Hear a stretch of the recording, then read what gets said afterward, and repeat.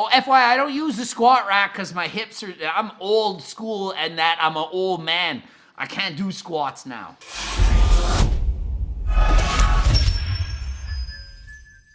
Coach Greg, and I am going to do a reaction video. John Meadows has posted old school training versus new school training and eating and all that kind of stuff.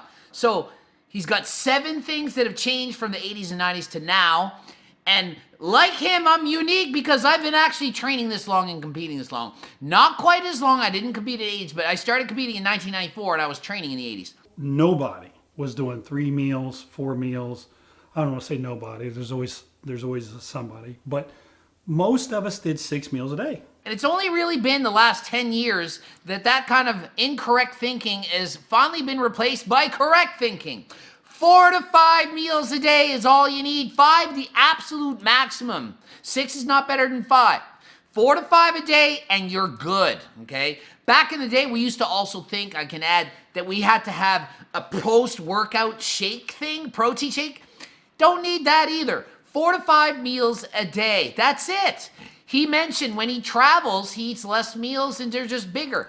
Same thing. Less meals, bigger. When I'm on vacation, when I'm allowed, before all this happened, 3 meals a day. Maybe 1 snack. So 3 meals and maybe 1 snack. That's all I would eat on traveling times, okay? So totally agree with John. Loving this so far. My cardio session is I would walk at night until I felt my blood sugar dropping because I was getting lightheaded. Until that happened, I walked. That could be 30 minutes, that could be 2 hours. I did the same thing. It's crazy. Same thing. Go outside, go for a walk until you're like depleted and have no carbs, no glycogen, and go to bed and be like, and it was a nightmare all the time. And I did mega hours of cardio. It was common for me to do 2 hours of cardio a day. Now we do less cardio, okay? So that's a big change that I've noticed. Doesn't mean everyone's not doing cardio. It just means less than we did before. Now I think people are a little wiser with cardio and they're figuring out, okay, maybe 40, 45 minutes a day is plenty. Maybe I don't need to go nuts for 2 hours a day. So I think we're doing a little better job there. I gotta disagree with them on this one. There are so many stupid myths out there. Like, you gotta do HIIT cardio 15 minutes 3 times a week, and that's all you need to burn fat. Or you gotta do empty stomach cardio. How many coaches are still saying, you must do empty stomach cardio? You have to. Do cardio when you want. So there's better research. There's more studies that have been done. There's more proof of what works and what doesn't. But people are still sticking to old data and old information and brainwashing people. Okay? And if you're a big jack bodybuilder that's shredded and you tell somebody that's not so big and not so shredded to do empty stomach and they argue, it's like, well, look at me. And so people don't know what to do. So I disagree with John on that one. I think people are still not doing the right amount of cardio. And look, you can do a lot of cardio. It's just, it can't be at a high intensity. If you're sore the day after you went for your cardio session, it was too hard. You're going to obviously have a hard time building muscle. But if you're walking slowly for 2 hours, what's that? You go gardening for 6 hours, you're not losing muscle, okay? So a bit of a disagreement there, but pretty much so far on point. If a coach is having you do 2 hours of cardio all the time, there's probably some other things that are wrong with your program. Yeah, the person's cheating on their diet and the coach is making them do more cardio to burn off the calories they're eating in secret. Nobody needs to do 2 hours cardio a day to burn fat. They need to eat less calories. You need a deficit to get shredded. That can be done by eating less food or more cardio.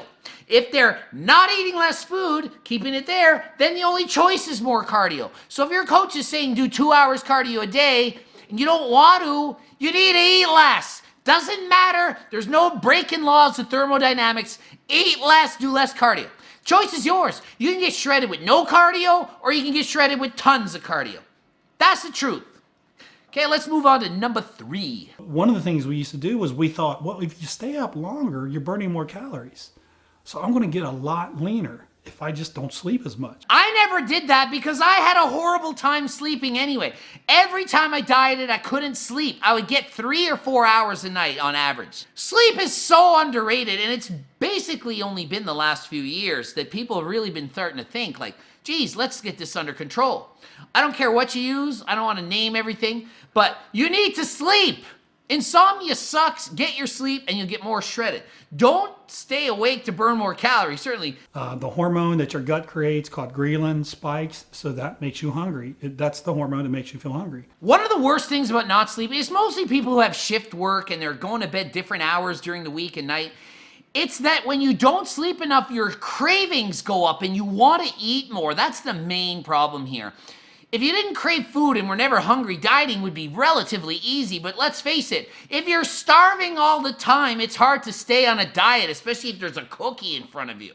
Okay? So be careful, get your sleep, and if you can't sleep, take something, go to the doctor, help yourself get that sleep. It's much needed.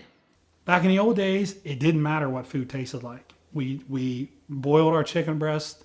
We got sodium-free chicken breast. I remember I ate low-sodium tuna. I love this. This is an awesome video. Make sure you check out his video. And subscribe and like this video while you're at it. And you can go watch his video too.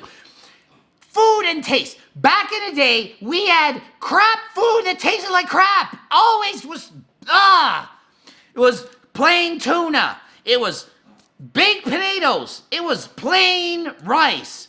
It was plain asparagus and broccoli. There was no sauces and Miss Buttersworth and syrups and sugar-free this and that, and it better have sodium and salts and, oh my goodness. Walden Farms, nowadays, I think I get more calories from the shit I put on my food than the actual food, but it tastes amazing. But back in the day, food was garbage. Anyone that's complaining that your diet sucked now, you got the worst diet because diets are not like that anymore. There's your old school, the plain stuff, the plain. You don't need to eat the plain. The plain, the plain. The plain, the plain. The heck's that from? Some movie? Some show. The plain. Anyway, you don't need to eat a shitty, boring diet, especially with my diets. This is incredibly tasty and delicious. I don't eat anything plain. No. But back in the day, I used to do this, and I used to hate it.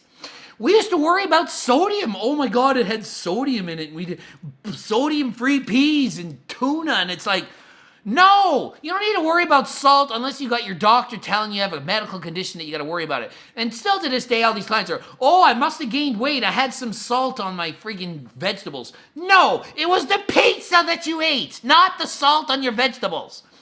Trust me, they say it. And then at some point, somebody started using Mrs. Dash. And I remember the first time.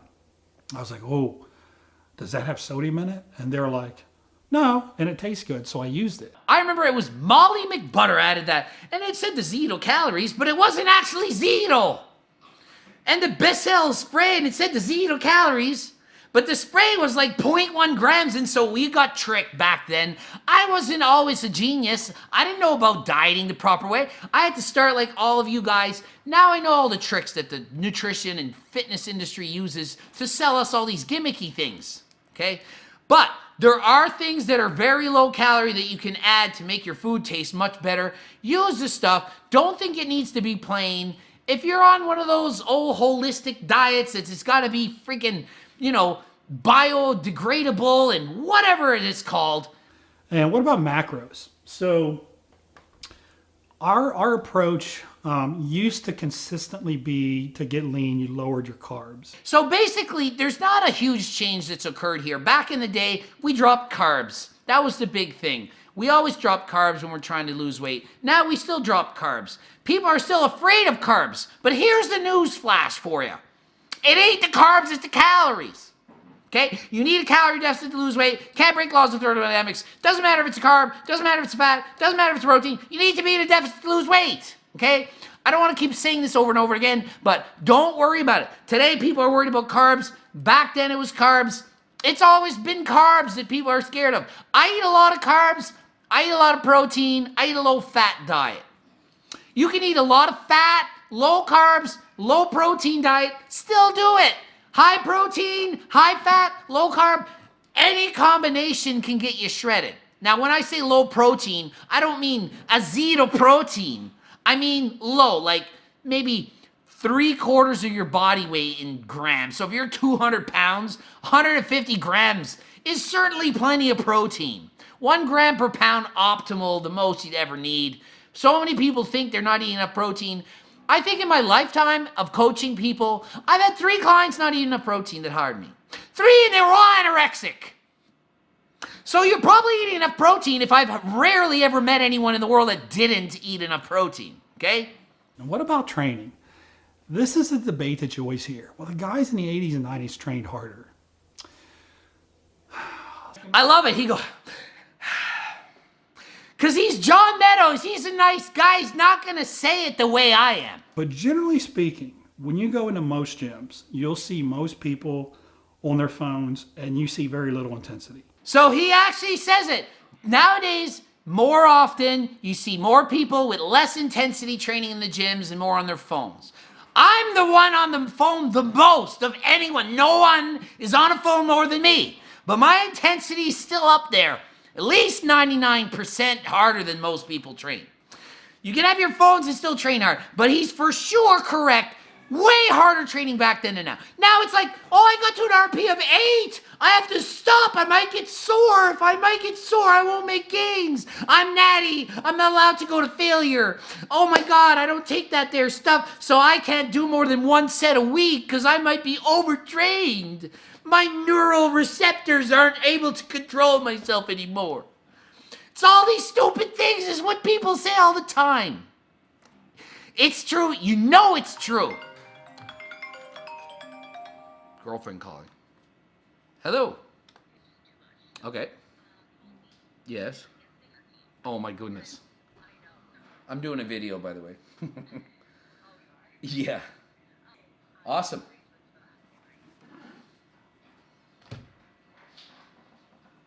The heck were we talking about?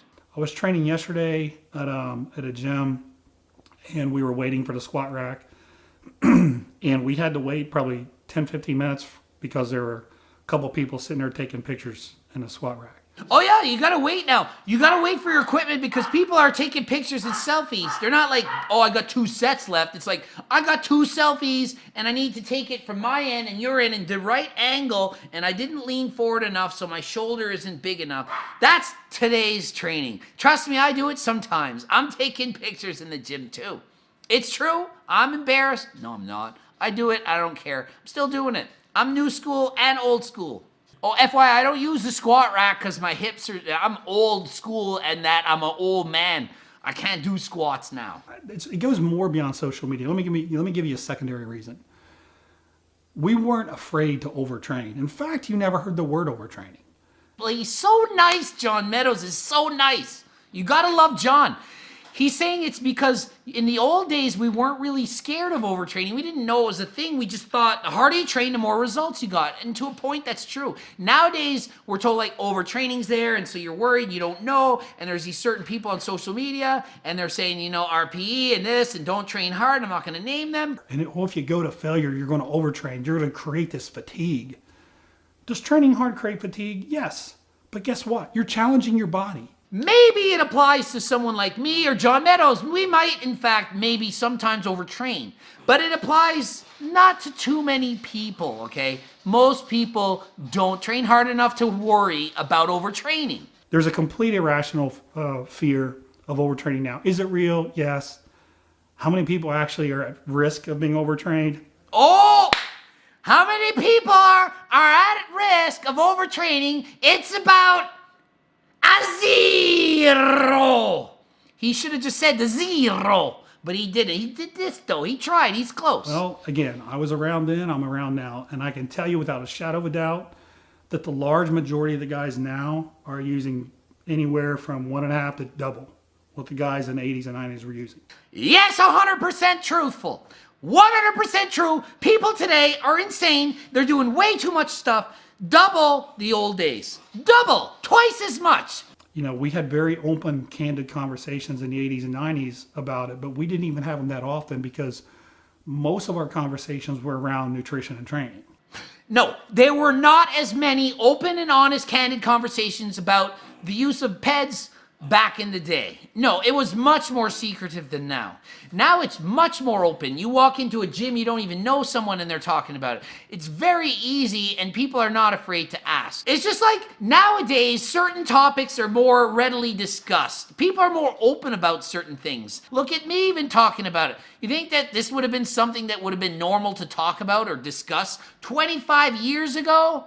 Well, besides that, I was natural, but other people that were enhanced were not openly discussing this. You go to a pro bodybuilder back then, they were natural. If you're familiar with the where it is today, it's completely different. You know what they are. There's a lot of different things that are legal, not legal, and so on. And so people are much more open to talk about it. Younger people can get their hands on it a lot easier. It was much more difficult. Not as many people were doing it back then. Way, way, way more common now. Way more, okay? So I disagree with him a little bit there. But anyway, that doesn't matter. And I don't think it's because people are bad people. I just don't think they know. I think that in their minds, they really think they have to do all this stuff, this dose, to be successful. So I agree with them. People have been brainwashed into thinking they need to take all this stuff and then they can look like He-Man. But they're not going to look like He-Man no matter what they do. And less is not always more. But if you take less of something and you feel good, you're still going to make almost just as much progress. People are shocked when I tell them, take 500 a week or take 3,000 a week. You might get 10% more gains at the 3,000 level. And they're like, what do you mean? You should get like 5 times more. It doesn't work like that. Law of diminishing returns. So don't abuse things. There's a lot of people out there that say the guys in the 80s and 90s looked harder than the guys now. I actually disagree with that. I would even argue today we're leaner than before. I would frankly say we're more ripped now than before. I didn't see hardly any strided glutes back when I was younger. Hardly anyone that I see with cross-strided glutes. Now, lots of guys have cross-strided glutes. Problem is, nowadays, people are holding their weight differently. We're more bloated, stomachs are sticking out more, and we're carving up too much for shows, and we're trying to eat too much, and we've gotten so big that it's hard to see the definition. And the types of supplements people are taking are going for more of a puffy look as opposed to that grainy, hard, shredded look. Look at the classic physique. Like, look at the Mr. Olympia Classic, like Chris Bumstead and that whole list of guys. And tell me they're not mind-blowing shredded, the whole list of them. They're shredded. But if you look at the open class, where they're so big, they're shredded. They have strided glutes, but they're just holding on to some water weight. And it's because they're just trying to come in too big. So I do think we're just as lean. So I don't think the guys now are soft and fat. I think it's just a different look. Okay, I also want to add, you didn't talk about this. You can only say so much. Clothing. Okay, back in the day, everyone was wearing MC Hammer pants. You know, where they shake to the side. Everyone used to wear MC Hammer pants, big pants, and you couldn't see any muscles. And they wore, like, baggy sweaters and stuff. And then it became cool, and they wore the stringers, and this would come down to your belly button. And then you wore the tight shorts. Girls wore like aerobic stuff, like leotard things, and the whole, like, it was bikini, almost bathing suits. It is weird. Then it got cool. Women wore the sports bra and the shortest shorts in the world. I kind of like those times. Then that got uncool and they started dressing up. Nowadays, the sports bras are coming back, and now it's contorted stuff into your internal glute area with the cross stitchings, and it's painted on clothing, and it's tight to squish your stomach to give you more curves. Pants is like, it's like you're going to a porn show when you go to the gym now. The stuff that people are wearing, it's like, whoa, do I dare look? Of course, you try to look. You try not to look too long so you're not staring. But that's what people are wearing now. It's incredible. Oh, and another big change. Back then, you were allowed to train in public. Now you got to train in your private gym in the hole. Somewhere in the hole in the ground, and you're not allowed to go anywhere. And when we can eventually go back to training in gyms, we're going to probably have to like really wipe down everything. Everyone's going to wear gloves. Back the day, you couldn't wear gloves to the gym. Everyone made fun of you. Now it's going to be, if you don't wear gloves, you're not allowed in the gym. So things are going to be changing big time. I don't know what the future holds, but let's hope for the best. But for now, keep training hard in your basements. Keep doing push-ups and sit-ups and do some cardio. Hope you enjoyed this video, old school to new school. GregDoucette.com for coaching. Greg Doucette, IFBB Pro. for my Instagram. Check me out over there. Bloop up a video here. Please watch. Not that one, watch this one. You got 2 choices. Just pick one. And until next time, I am out. Biodegradable. I'm trying to think of something. It starts with a B. It's gonna take me a while. It's just on the tip of my tongue.